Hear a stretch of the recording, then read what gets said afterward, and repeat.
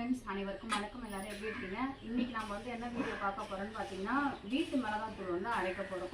ஒரு சிலர் வந்து தனியா தூள் தனியா, மிளகாய் பொடி தனியா, சாமான் தனித்தனியா வந்து போடுவாங்க. அப்படி வந்து நான் அரைக்க மாட்டேன். எல்லாமே ஒன்று கூட்டி சேர்த்து அரைச்சிப்பேன். என்னன்னாலும் பார்க்கலாமா? குச்சி மிளகான்னு சொல்லுவாங்க, ஊசி மிளகான்னு சொல்லுவாங்க. ஊசி மிளகாய் வந்து 2 கிலோ எடுத்து காய வச்சிருக்கேன்.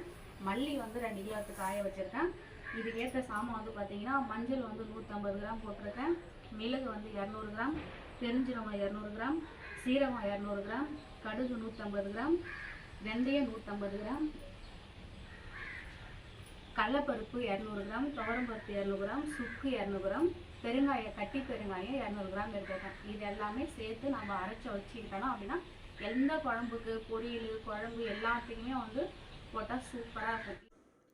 நம்ம வந்து மிளகாய் பொடி வந்துட்டு அரைச்சாச்சு. எங்கள் ஊர்லாம் வந்து பார்த்திங்கன்னா, அந்த மிளகாய் மிஷினில் வந்து நம்மளே வந்து கொட்டணும்.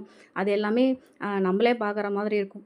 ஃபஸ்ட் டைமாக வந்து இந்த 9 வருஷத்தில் இன்றைக்கி தான் நான் மிளகாய் சாமான் வந்து அரைக்க வந்திருக்கேன்.